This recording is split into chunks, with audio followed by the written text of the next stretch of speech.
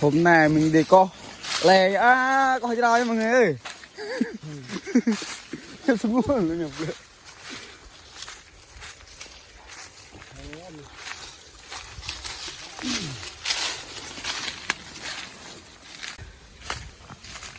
Bên cho con nền. Ini kok kayak tumbe. Nah, ini kok kayak tumbe.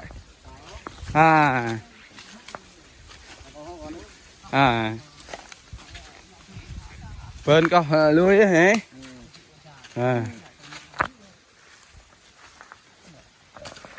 Nè có nhập thêm mò xếp bẹ bằng là o này đi đâu này có tập men có na tập men là chuẩn bị người là e lên nè trồng yếu tôi dòng ta tập men là có đồ nữa cầm trồng yếu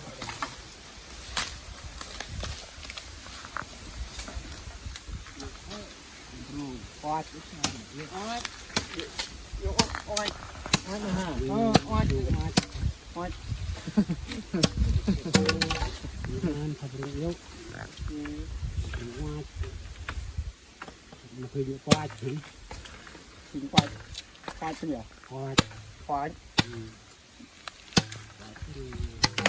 cô ta cái lại yêu cô bị yêu tôi đùa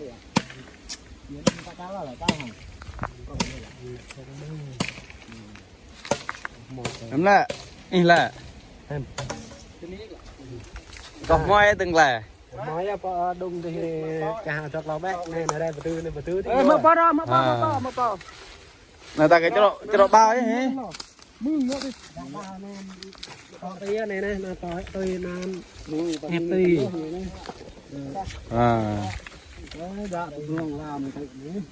này ta đi nó có nắp thì tương hề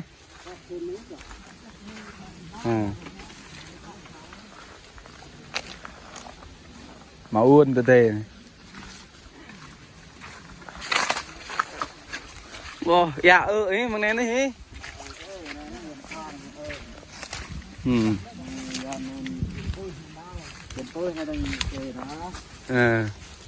dân tôi đau ấy dân phang ấy nè kêu nhung là kêu cái tần man ấy thằng nó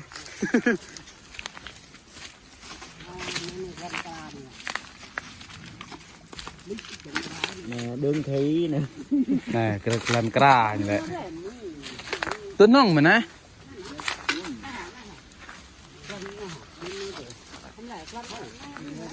vâng giới thiệu giới thiệu về ói nè này cái tờ trình ngại nhiều đọc đây rằng vậy rằng cái nhâm riêu nhâm qua thân nữa này nữa nên cái do nông dụ thành thổ thổ hả lâm hạ oan nên bại ma bót này ta đi để mà nắp rừng này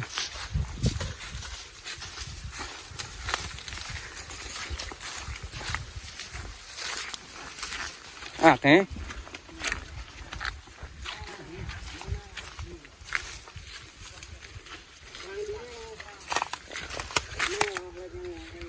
wow nên đây cái thò này giới thiệu đây là con số này này rắc này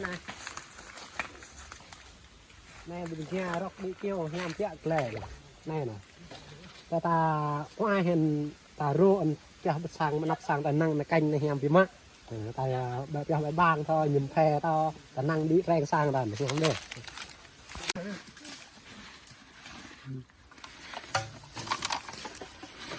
đẹp đến thật đùa ấy tạp một chút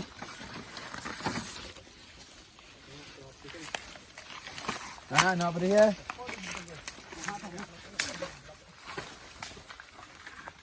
let's go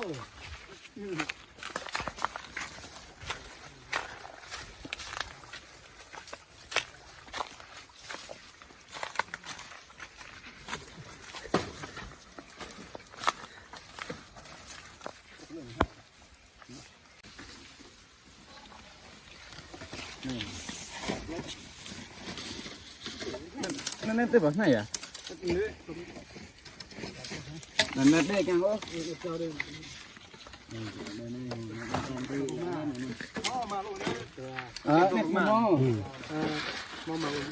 trong net này nó ai nhiều hả bao này bao nhiều màu minh màu tùm này map luôn bao này này đây đi đây phù đi gạo đây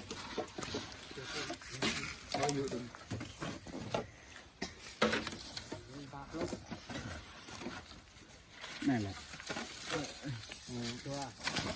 nó qua đi mình cần là nhiều này là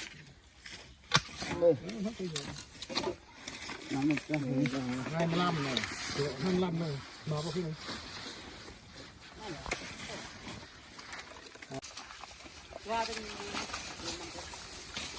để mình review cho mọi người xem nhá mọi người. Cái lỗ ôi mọi người ơi. Đây là chỗ này lỗ ô nhiều lắm mọi người. Cái nước cũng có. Cái cam cũng có, cái ò cũng có nha mọi người. Hình như mình phát hiện một cây đó. Xong cướp một tên đó mọi người. Đây mọi người coi này. Cây này mọi người chắc mọi người không biết đâu hả. Cây này xong được một tỷ năm nha mọi người. Đây mọi người ơi. Bên mình gọi là cây lè á. Đây mọi người. Đây anh em mình đi chặt cây nứa. nướng này đem về nướng thịt nhé mọi người ơi. Đây mọi người, chỗ này như có suối, có thác gì đẹp đẹp ấy mọi người ơi. Để mình review cho mọi người xem nhá. Mọi người nhớ coi và ủng hộ kênh của mình nhá, để mình có động lực quay thêm video nhé mọi người. Và nhớ bấm chuông và đăng ký kênh nhá mọi người ơi. Mình xin cảm ơn mọi người nhá. Đây mọi người, như cá nhiều này mọi người ơi. Cá trong này nhiều lắm. Đây mọi người. Chắc mọi người không thấy đâu hả. Đấy mọi người. Thác đây. Wow. Thác này đẹp quá.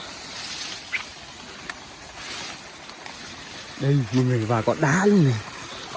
Đây mọi người. Đây.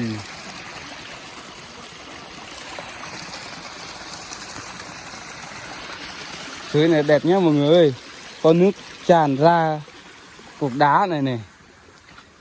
Thôi mình qua chỗ kia qua tiếp nha mọi người. Ây trời.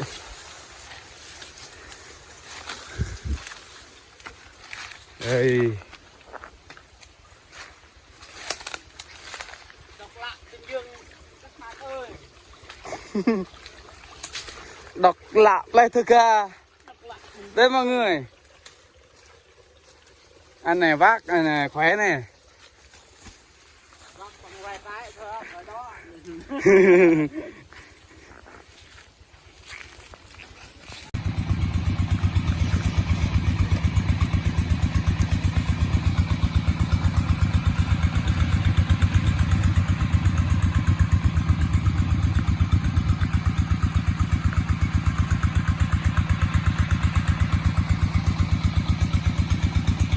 Để anh em mình chuẩn bị về.